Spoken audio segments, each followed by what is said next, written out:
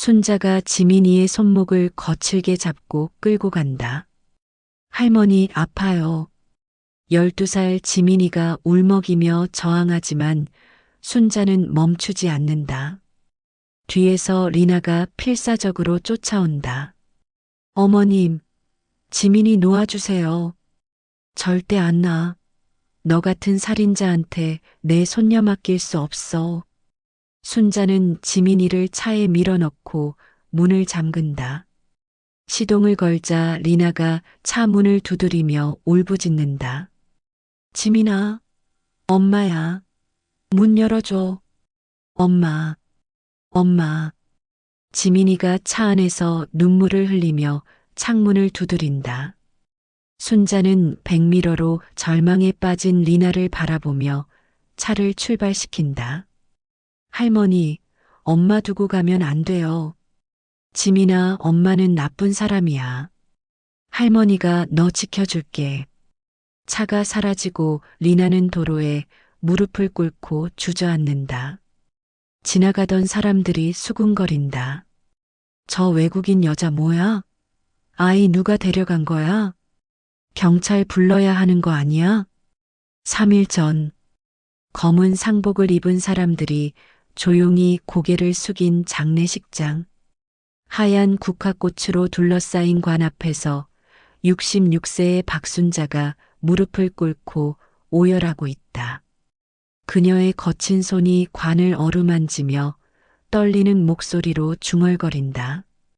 민수야, 엄마가 어떻게 살라고 너 혼자 먼저 가니? 갑자기 뒤에서 서툰 한국어가 들려온다. 어머님, 어머님. 순자가 고개를 돌리자 그녀의 며느리 리나가 떨리는 무릎으로 다가온다. 동남아시아 출신의 35살 여성, 그녀의 얼굴은 눈물과 절망으로 일그러져 있다. 리나는 순자 앞에 무릎을 꿇고 두 손을 모은 채 고개를 조아린다. 죄송합니다. 정말 죄송합니다. 용서해 주세요. 리나의 목소리는 비통함으로 떨린다. 하지만 순자의 얼굴에는 동정 대신 차가운 분노가 번져간다. 주변의 조문객들이 수군거리기 시작한다. 저 외국인 며느리 때문에 아들이 돈 때문에 시집 왔다더라. 이제 재산까지 다 가져갈 거야. 순자는 리나의 어깨를 거칠게 잡아 일으켜 세운다. 그녀의 눈에는 30년간 쌓인 한과 분노가 타오르고 있다. 용서해 달라고, 용서해 달라고. 순자의 목소리가 장례식장 전체에 울려 퍼진다. 조문객들이 놀라 뒤를 돌아본다. 이 모든 게 내 때문이야. 우리 민수가 얼마나 고생했는데. 내가 와서 우리 집안을 이렇게 만들어 놨잖아. 리나는 눈물을 흘리며 고개를 저어도 순자의 분노는 멈추지 않는다. 아들까지 빼앗고 이제 집도 빼앗으려는 거냐? 그게 내 계획이었지? 아니에요, 어머님. 저는 닥쳐. 내가 뭘 안다고. 순자의 외침에 장례식장이 순간 정적에 휩싸인다. 그녀의 거친 숨소리만이 무거운 공기를 가른다. 리나는 무너지듯 다시 무릎을 꿇고 이번에는 완전히 바닥에 엎드린다. 저 정말 가족 사랑해요. 우리 가족. 리나의 서툰 한국어가 더욱 순자의 신경을 건드린다. 가족? 가족이라고. 넌 가족이 아니야. 돈 때문에 우리 집에 들어온 거짓말쟁이일 뿐이야. 순자는 리나의 앞에 무릎을 꿇고 그녀의 턱을 잡아 올린다. 두 여자의 시선이 마주치는 순간 30년의 문화적 갈등과 이해할 수 없는 슬픔이 폭발한다. 너 때문에 내 아들이 죽었어. 내가 스트레스를 줘서, 내가 돈만 밝혀서, 우리 민수가 그 고생을 하다가, 어머님 제발, 제발 제발이라고? 그럼 당장 이 집에서 나가. 내 손녀만 두고 너 혼자 나가라. 리나의 얼굴이 창백해진다. 그녀는 떨리는 손으로 가슴팍에서 작은 사진을 꺼낸다. 남편 민수와 딸 지민이가 함께 웃고 있는 가족 사진이다. 어머님, 우리 가족이었어요. 정말 가족이었어요. 하지만 순자는 그 사진을 바닥에 내던진다. 유리 액자가 깨지면서 가족의 웃음이 산산조각 난다. 가족? 진짜 가족은 피가 통하는 거야. 너 같은. 순자의 말이 채 끝나기도 전에 뒤에서 어린 목소리가 들려온다. 할머니, 엄마, 12살 손녀 지민이가 교복을 입은 채 장례식장으로 뛰어들어온다. 아이의 얼굴은 눈물범벅이고 아빠의 죽음을 아직 받아들이지 못한 듯 혼란스러워한다. 왜 싸워요? 아빠가 보고 있는데. 지민이의 순수한 물음에 순자와 리나 모두 입을 다문다. 하지만 순자는 곧 지민이를 자신의 품으로 끌어안는다. 지민아, 할머니가 지켜줄게. 이상한 사람들이 우리 집 빼앗으려고 해도 할머니가 막을 거야. 리나는 딸을 향해 손을 뻗지만 순자가 지민이를 더욱 꽉 안으며 등을 돌린다. 지민이는 이제 할머니 딸이야. 넌 더 이상 엄마가 아니야. 안 돼요. 제발. 지민이는 제 딸이에요. 리나의 절규가 장례식장에 메아리 친다. 하지만 순자는 지민이의 손을 잡고 성큼성큼 앞으로 걸어간다. 관 앞에 선 순자는 마지막으로 아들에게 속삭인다. 민수야, 엄마가 지민이 지켜줄게. 이상한 사람들한테 빼앗기지 않을 거야. 조문객들의 시선이 리나에게 집중된다.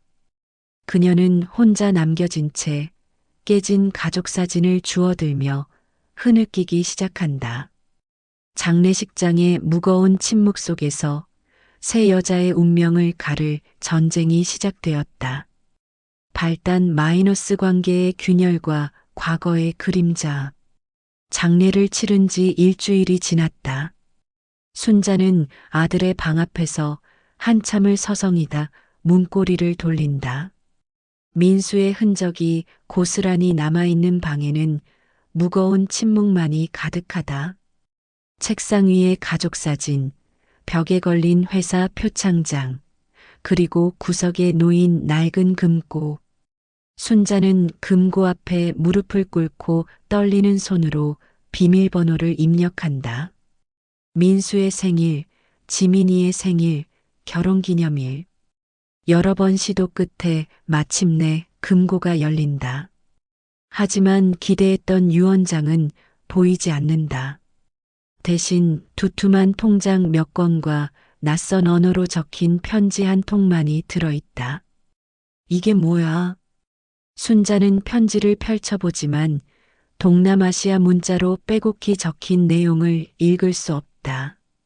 분노가 치솟는다. 아들이 죽는 순간까지도 저 여자의 나라 말로 편지를 썼다는 사실이 그녀를 더욱 화나게 만든다. 끝까지 우리를 배신했구나. 순자는 편지를 찢기 시작한다. 한 장, 두 장. 종이가 산산조각 나며 바닥에 흩어진다. 하지만 찢어진 편지 사이로 한글로 적힌 단어들이 보인다. 엄마 미안해, 사랑해. 순자의 손이 멈춘다. 통장을 확인한 순자의 얼굴이 창백해진다. 아들 명의의 예금 대부분이 이미 리나 명의로 이체되어 있다. 집 문서도 리나와 공동 명의로 되어 있다. 이게 계획이었구나. 처음부터 이게 계획이었어. 순자는 곧바로 변호사 사무실로 향한다. 60대 중반의 김 변호사는 순자의 이야기를 들으며 고개를 끄덕인다. 어머님, 법적으로 며느리에게 직접적인 상속권은 없습니다. 하지만 이미 생전에 재산이 이전되었다면 그럼 어떻게 해야 해요? 저 여자가 다 가져가게 내버려 둘 수는 없어요. 우선 재산의 이전 경위를 조사해 봐야겠습니다. 만약 부당한 방법이었다면 변호사의 말을 들으며 순자는 30년 전 자신의 모습이 떠오른다. 시골에서 올라온 25살의 순자. 남편의 어머니는 그녀를 향해 차가운 시선을 보냈다. 어디서 굴러먹다 온 년이 우리 집 며느리랍시고. 어머님, 저는 닥쳐. 내가 뭘 안다고. 돈 한 푼 없으면서 무슨 낯짝으로 여기 와서.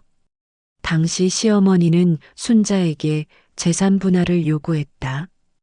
친정에서 가져온 논 한 떼기와 어머니의 금반지까지 모두 내놓으라고 했다. 순자는 울면서 도장을 찍어야 했다. 그때 내가 얼마나 억울했는데. 변호사 사무실을 나온 순자는 자신도 모르게 중얼거린다. 하지만 곧 고개를 젓는다. 아니야, 그때와는 달라. 리나는 진짜 계산적이야. 집으로 돌아가는 길에 순자의 휴대폰이 울린다. 지민이의 담임 선생님이다. 어머님, 지민이 때문에 연락드렸는데요. 무슨 일이에요? 요즘 지민이가 자주 머리가 아프다고 하면서 수업에 집중을 못해요. 그리고 칠판 글씨가 잘 안 보인다고도 하고. 순자는 가슴이 덜컥 내려앉는다. 그게 언제부터요? 한 달 전부터요. 정밀 검사를 받아보시는 게 좋을 것 같습니다. 전화를 끊은 순자는 급히 집으로 돌아간다. 거실에서는 리나가 지민이와 함께 앉아 있다. 리나는 지민이의 이마에 손을 대며 걱정스러운 표정을 짓고 있다. 지민아, 머리 또 아파? 응. 엄마, 왜 자꾸 아플까? 순자가 문을 열고 들어서자 리나가 일어난다. 어머님, 지민이가. 알고 있어. 선생님한테 전화 받았어. 순자는 지민이에게 다가가 아이의 얼굴을 살펴본다. 평소보다 창백해 보이고 눈가에 다크서클이 생겨 있다. 지민아, 할머니가 병원 데려가 줄게. 저도 함께 가겠습니다. 리나의 말에 순자는 날카로운 시선을 보낸다. 내가 왜? 병원비는 누가 낼 건데? 제가 내겠습니다. 지민이는 제 딸이에요. 내 딸? 웃기지 마. 돈도 없으면서 무슨 병원비를 내? 순자는 리나를 밀어내고 지민이만 데리고 나간다. 하지만 마음 한편으로는 불안하다. 병원비가 만만치 않을 텐데 그동안 민수가 벌어온 돈을 리나가 다 가져갔으니. 그날 저녁 순자는 동생 순호에게 전화를 건다. 순호야, 형수가 급한 일이 있어서 그런데. 뭔 일이에요, 누나? 민수 며느리 말이야. 그년이 우리 집 재산을 다 가져가려고 해. 순호의 목소리가 단단해진다. 그럴 줄 알았어요. 형님 장례식 때부터 수상했다고 생각했는데 어떻게 하면 좋을까? 지민이 병원비도 들어갈 텐데.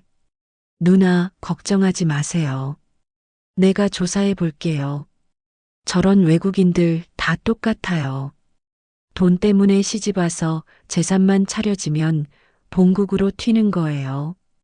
전화를 끊고 순자는 지민이의 방을 들여다본다.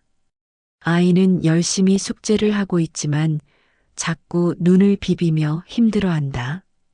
지민아, 괜찮아? 할머니. 글씨가 흐릿흐릿해요. 순자의 가슴이 찢어진다. 하지만 동시에 분노도 솟구친다. 리나 때문에 민수가 스트레스를 받아 죽었고 이제 지민이까지 아프게 된 것이다. 그날 밤 순자는 잠들지 못하고 뒤척인다. 찢어버린 편지 조각들이 자꾸 머릿속에 떠오른다. 한글로 적힌 그 단어들. 엄마, 미안해, 사랑해. 아니야, 분명 속이려고 그런 거야. 하지만 의심은 쉽게 가시지 않는다. 만약, 정말 만약에 자신이 잘못 생각한 것이라면? 하지만 곧 고개를 젓는다. 30년 전 자신이 당한 일을 생각하면 며느리란 존재는 믿을 수 없다. 더군다나 외국인이라면 더더욱. 새벽이 되어서야 순자는 결심한다. 내일 다시 변호사를 만나 정식으로 법적 절차를 밟겠다고. 지민이를 지키기 위해서라도 리나에게 이 집을 내줄 수는 없다. 순자는 이른 아침부터 은행에 갔다. 민수 명의의 통장 거래 내역을 자세히 살펴보니 충격적인 사실들이 드러났다. 지난 2년간 매달 50만 원씩 베트남으로 송금한 기록이 있었다. 그뿐만 아니라 지민이 학원비보다 훨씬 많은 금액이 교육비 명목으로 빠져나갔다. 역시 그랬구나. 순자는 분노로 손이 떨렸다. 아들이 죽어라 이래서 번 돈을 리나가 친정으로 빼돌렸던 것이다. 더군다나 지민이 교육비라고 속이면서 집으로 돌아온 순자는 리나와 정면으로 마주쳤다. 리나는 지민이 학교 보낸 후 부엌에서 설거지를 하고 있었다. 리나. 순자의 날카로운 목소리에 리나가 돌아본다. 네, 어머님. 이게 뭐야? 순자는 은행 거래 내역서를 리나의 얼굴에 들이밀었다. 베트남 송금 내역에 빨간 펜으로 동그라미가 쳐져 있다. 리나의 얼굴이 창백해진다. 어머님, 이 돈들 다 내가 빼돌린 거지. 우리 민수가 죽어라 이래서 번 돈을. 아니에요. 이건 제 가족이 병원비가 필요해서. 병원비? 거짓말하지 마. 2년 동안 매달 50만 원씩이 병원비야? 리나는 눈물을 글썽이며 고개를 숙인다. 어머님, 제 아버지가 당뇨가 심해서. 그리고 어머니도 허리가. 닥쳐. 내 부모 병원비를 왜 우리 돈으로 대? 순자의 외침에 리나는 더 이상 말하지 못한다. 사실 민수는 리나의 가족 사정을 알고 있었고 기꺼이 도와주겠다고 했었다.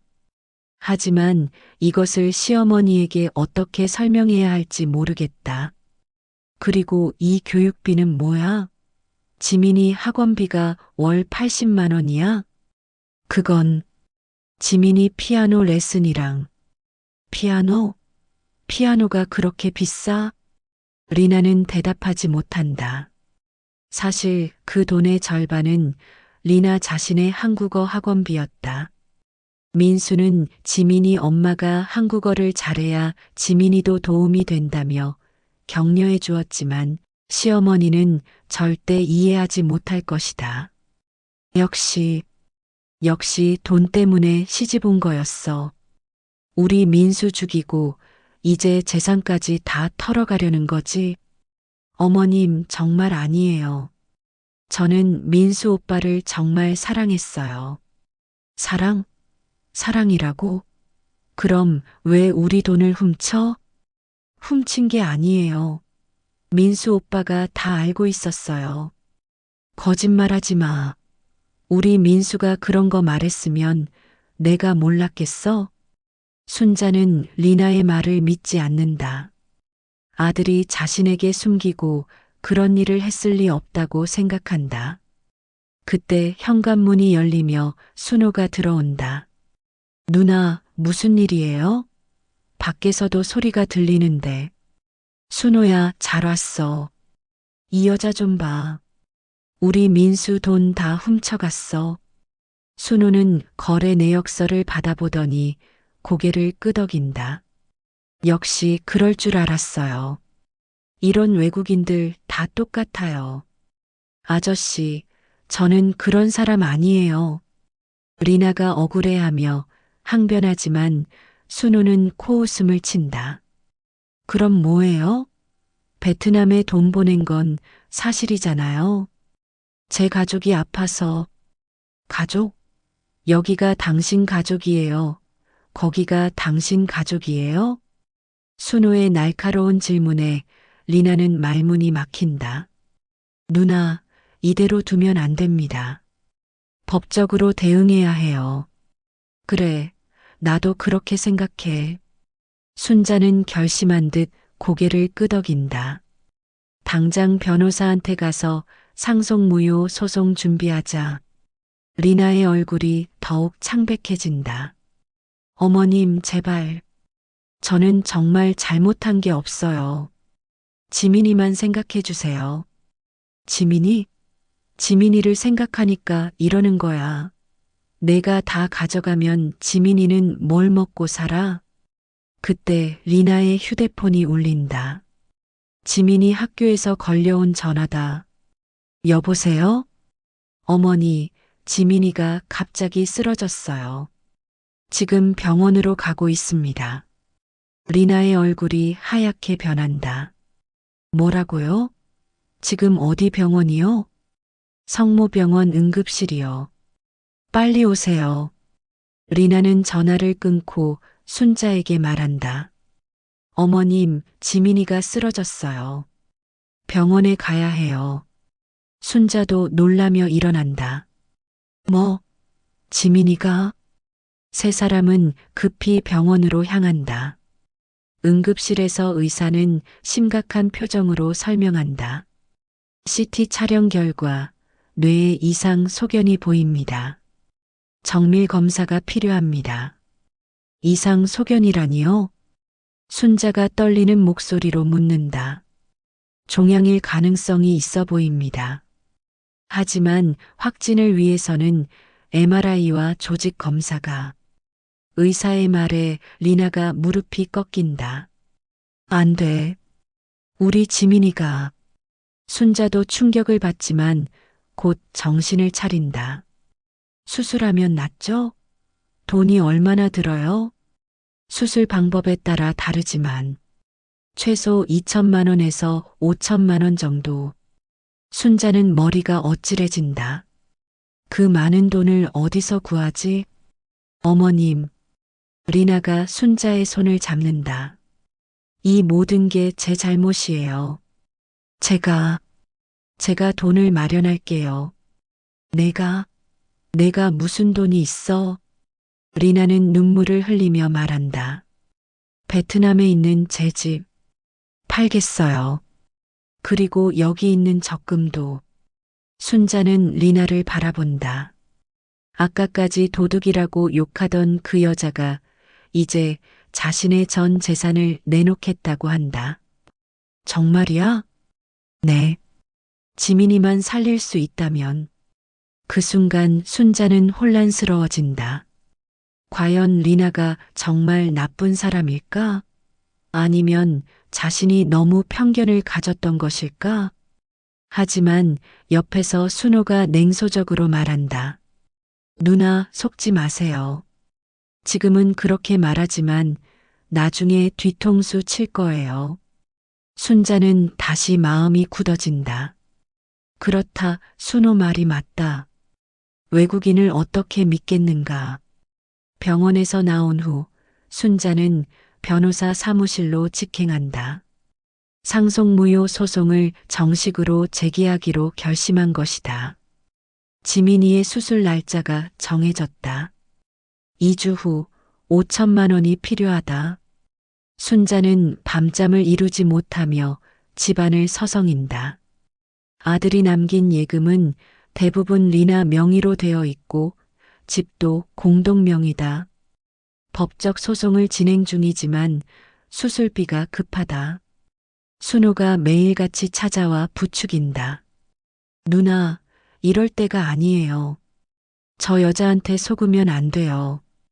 그래도 지민이 수술비는. 그건 저 여자가 알아서 할 일이에요. 외국에서 돈 가져오라고 하세요. 순자는 갈등한다. 손녀의 생명이 우선이지만 리나를 믿어도 되는 것일까? 그날 저녁 리나가 순자 앞에 무릎을 꿇는다. 어머님, 제발 도와주세요. 베트남 집을 팔려고 하는데 시간이 걸려요. 시간이 걸린다고? 얼마나?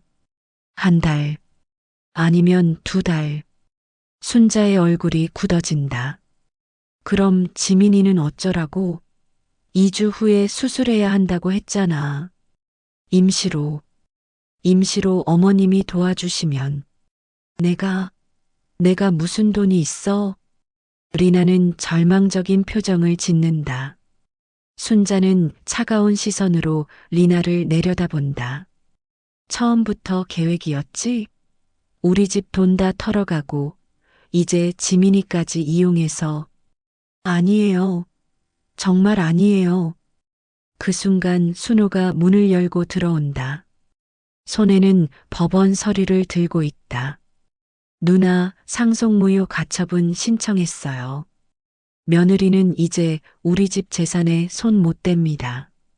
리나의 얼굴이 절망으로 일그러진다. 뭐라고요? 그럼 지민이 수술비는? 그건 당신이 알아서 하세요. 순호의 차가운 말에 리나는 무너진다. 제발, 제발이요. 지민이만은. 하지만 순자는 돌아선다. 마음이 아프지만 선택해야 한다. 순호 말이 맞다. 리나를 믿었다가 모든 것을 잃을 수는 없다. 다음 날 아침 리나는 집을 나간다. 베트남 영사관에 가서 급하게 재산 처분을 요청하려는 것이다. 순자는 창문 너머로 리나의 뒷모습을 지켜본다. 왠지 모르게 가슴이 답답하다. 오후에 지민이가 학교에서 돌아온다. 아이의 얼굴은 더욱 창백해졌고 걸음걸이도 불안정하다. 할머니, 머리가 너무 아파요. 순자는 지민이를 품에 안는다. 괜찮아. 곧 나을 거야. 엄마는 어디 갔어요? 엄마는 일이 있어서 나갔어. 지민이는 고개를 끄덕이지만 불안해한다. 엄마가 자신 때문에 고생하고 있다는 것을 아이도 어렴풋이 느끼고 있다. 그날 밤 리나가 집으로 돌아온다. 얼굴은 지쳐 있고 눈가는 빨갛게 부어 있다. 어머님, 어떻게 됐어? 베트남 집 팔기 어려워요. 외국에 있어서 절차가 복잡하고. 순자의 얼굴이 차가워진다. 역시 거짓말이었어. 아니에요. 정말로 팔려고 했는데. 그만해. 이제 지민이한테도 가까이 오지 마. 리나는 충격에 휘청거린다. 어머님, 지민이는 제 딸이에요. 내 딸? 수술비도 못 마련하는 엄마가 무슨 딸이야? 그때 지민이가 방에서 나온다. 두 사람의 싸움을 듣고 있었던 것이다. 할머니, 엄마, 왜 싸워요? 지민이의 순수한 물음에 두 사람 모두 입을 다문다. 지민아, 방에 가 있어. 순자가 아이를 돌려보내려 하지만 지민이는 고개를 젓는다. 싫어요. 왜 엄마를 미워해요? 지민아, 너는 몰라. 어른들 일이야. 저도 알아요. 엄마가 울고 있는 거. 할머니가 엄마를 싫어하는 거. 지민이의 눈에서 눈물이 흐른다.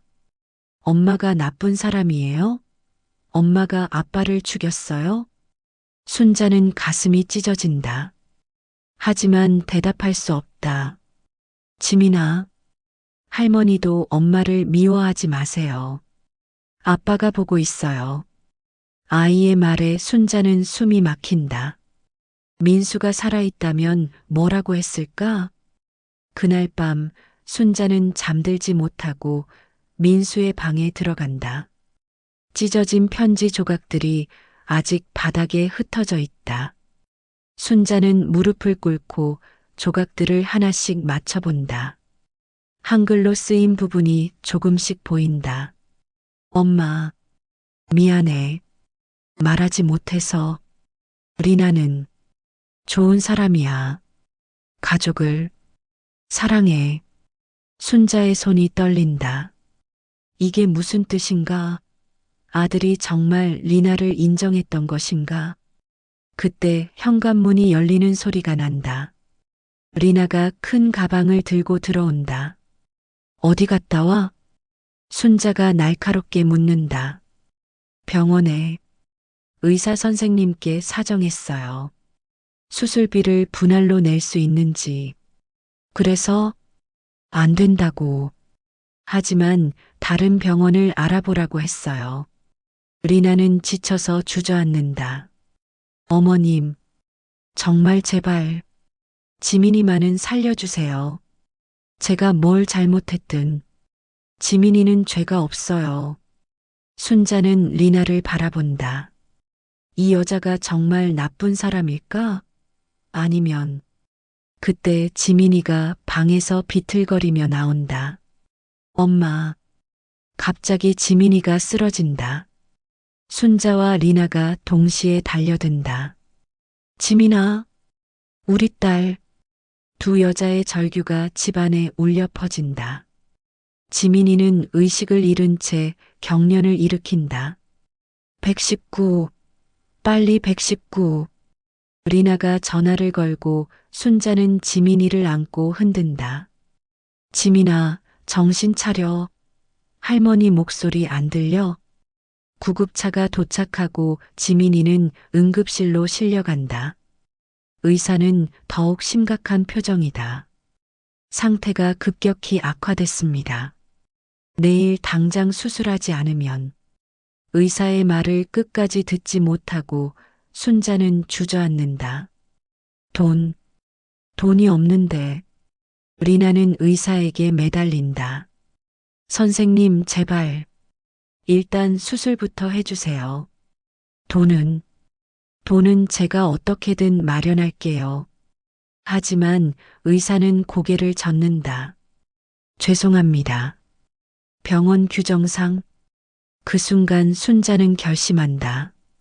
지민이를 살리기 위해서라면 집도 팔겠다. 하지만 법적 절차 때문에 당장은 불가능하다. 절망에 빠진 순자 앞에서 리나가 무릎을 꿇는다. 어머님, 마지막으로 부탁드려요. 소송을 취하해 주세요. 그럼 제가 집을 담보로 대출받아서. 순자는 리나를 바라본다.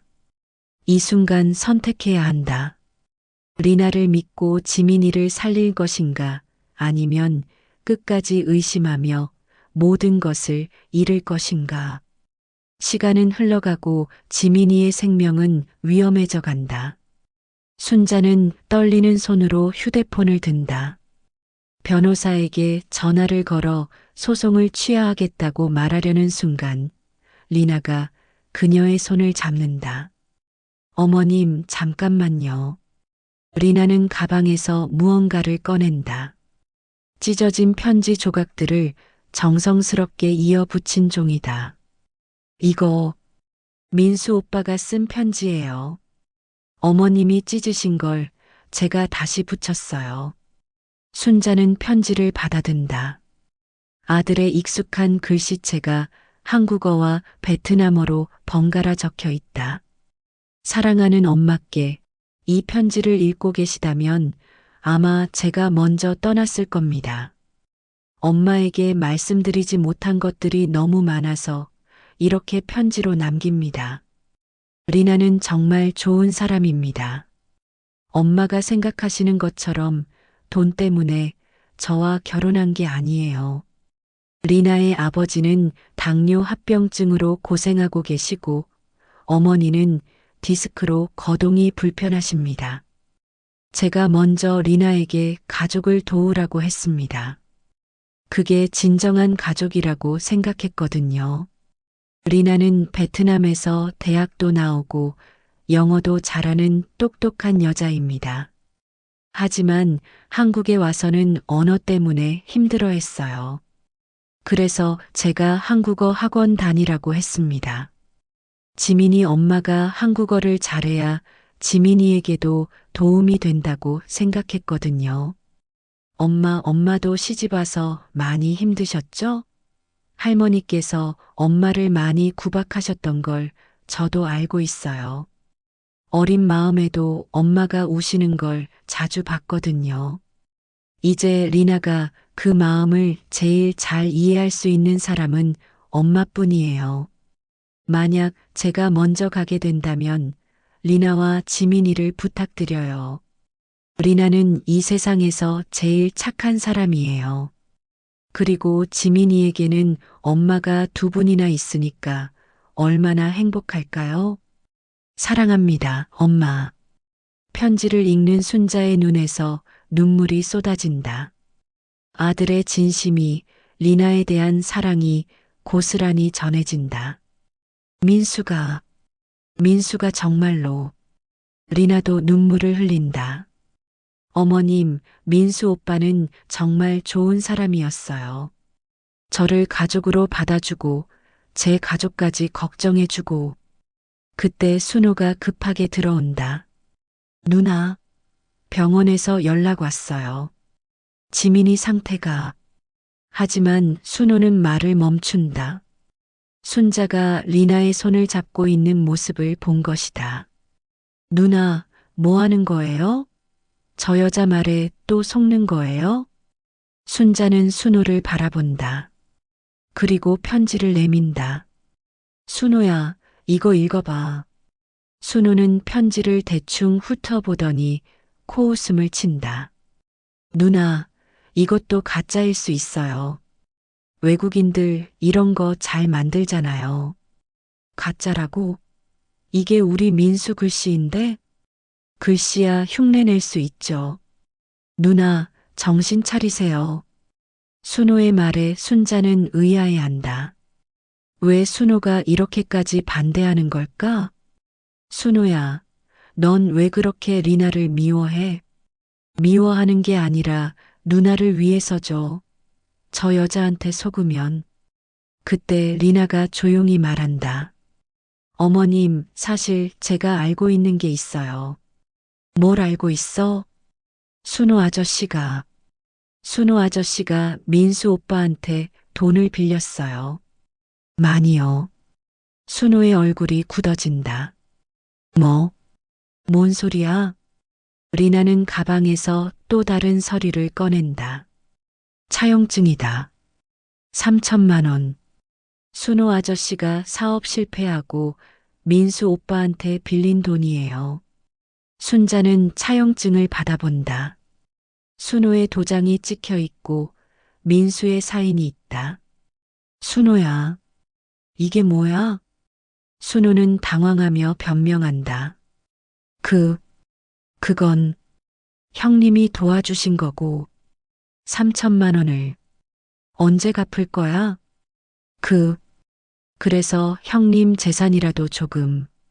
순자는 충격을 받는다. 순호가 자신을 부추긴 이유가 리나가 재산을 가져가면 자신이 받을 몫이 없어지기 때문이었던 것이다.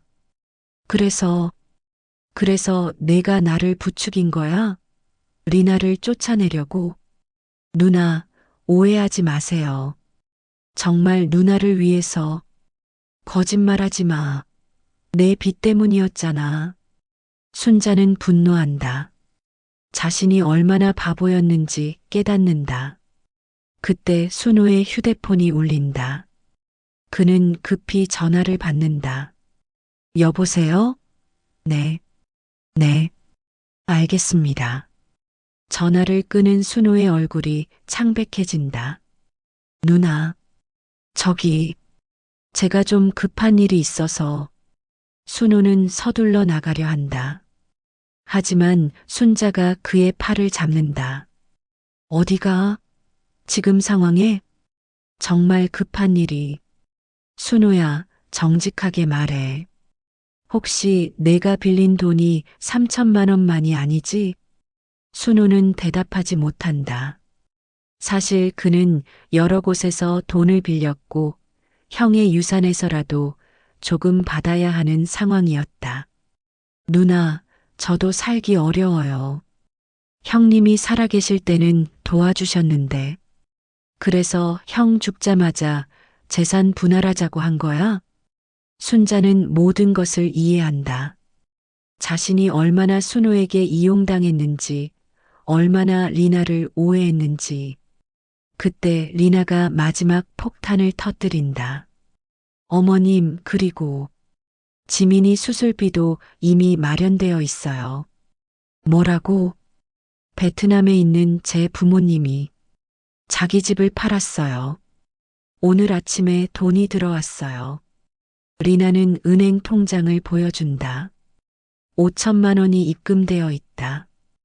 부모님이 한국으로 오시는 길이에요. 손녀를 직접 보고 싶다고 하셔서.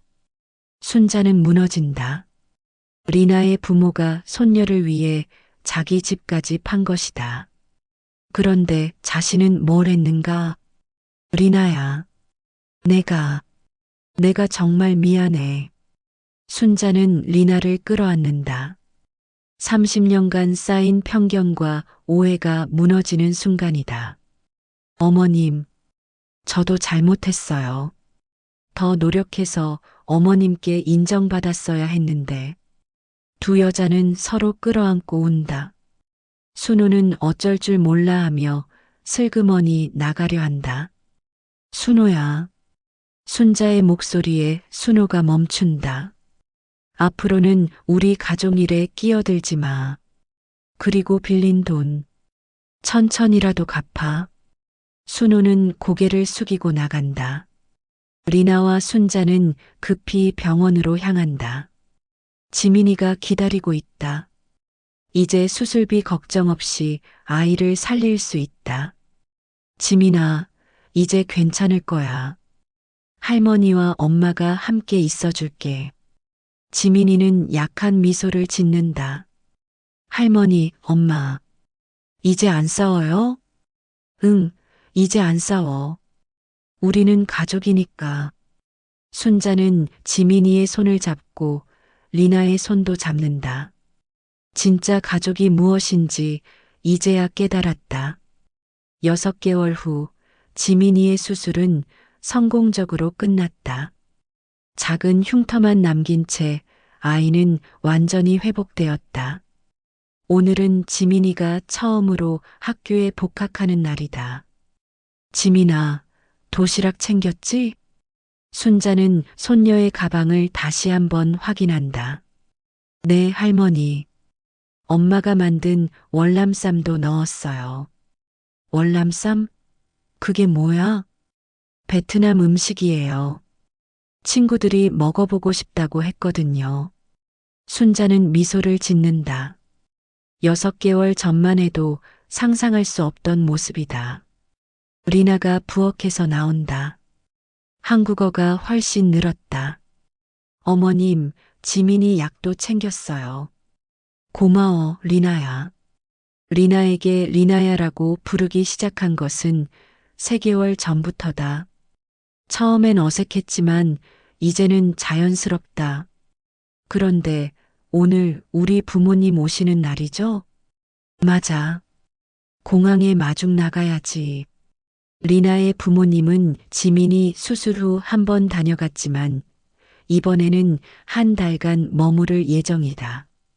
지민이와 더 많은 시간을 보내기 위해서다. 지민이를 학교에 보낸 후 순자와 리나는 공항으로 향한다. 차 안에서 순자는 리나에게 묻는다.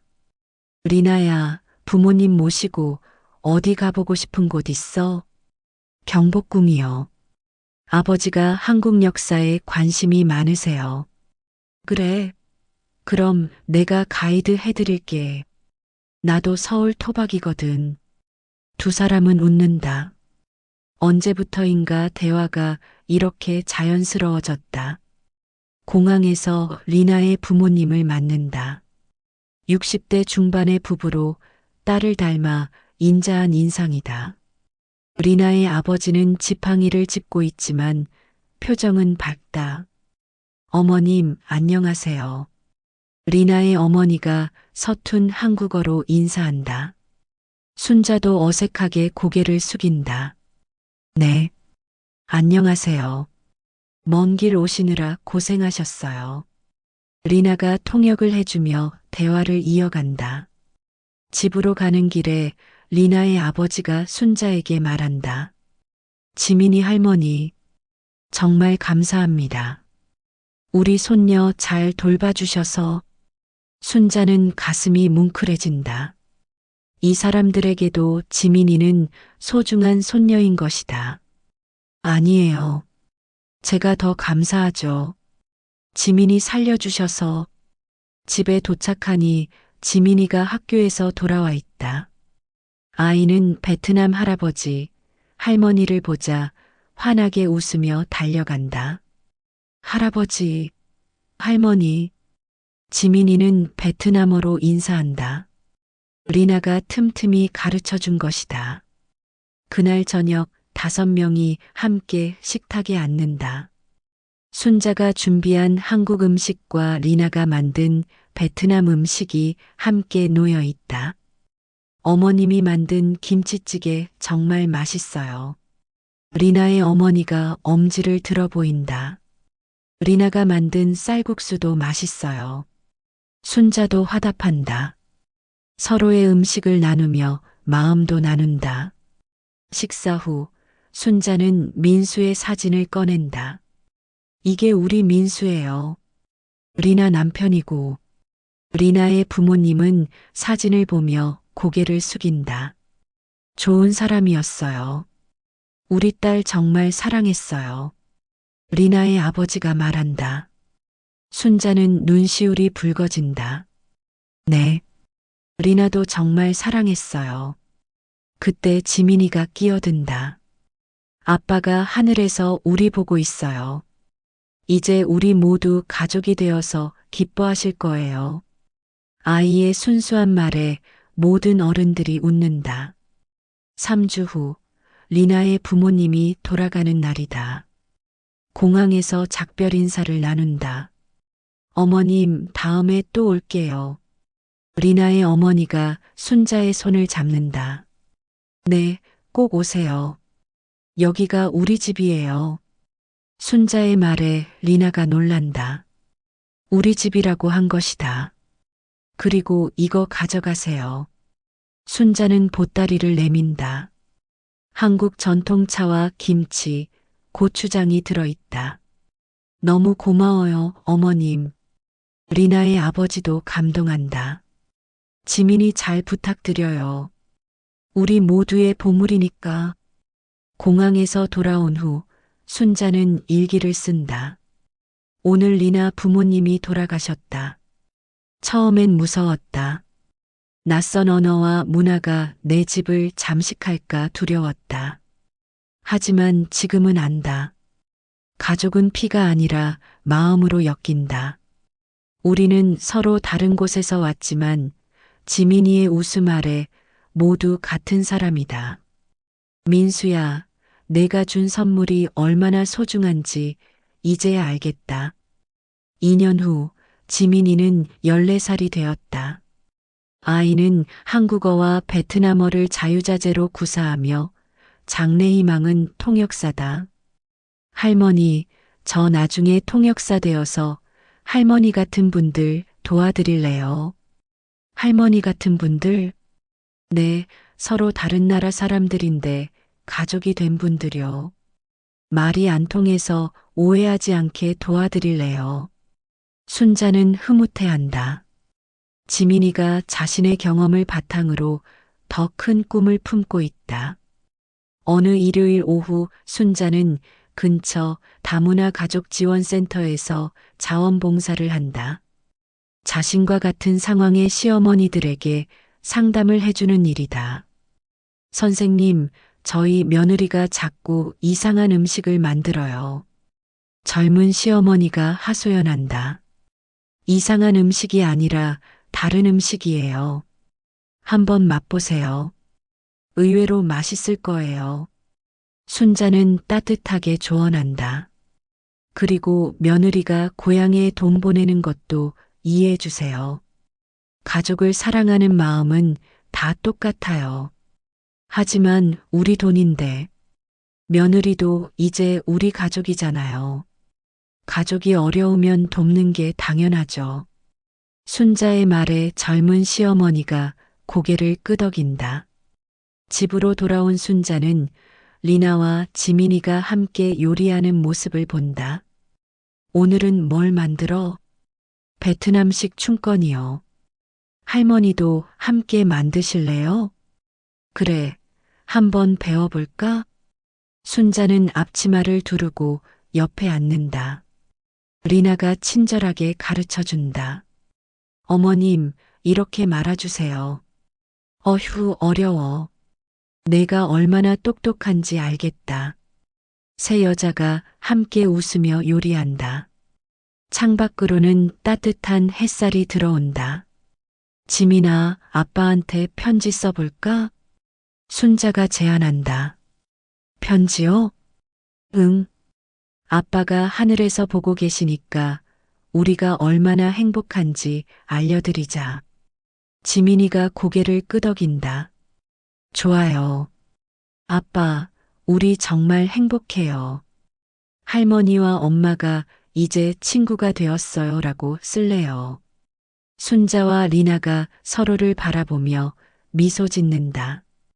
해가 지고 집안에 따뜻한 등불이 켜진다. 서로 다른 언어와 문화에서 온 세 여자가 한 지붕 아래에서 진정한 가족이 되어 살아가고 있다. 순자는 창문 너머 하늘을 바라본다. 민수야, 고마워. 진짜 가족이 뭔지 가르쳐줘서 별빛이 반짝이며 대답하는 것 같다. 사랑으로 이어진 가족의 이야기는 계속되고 있다.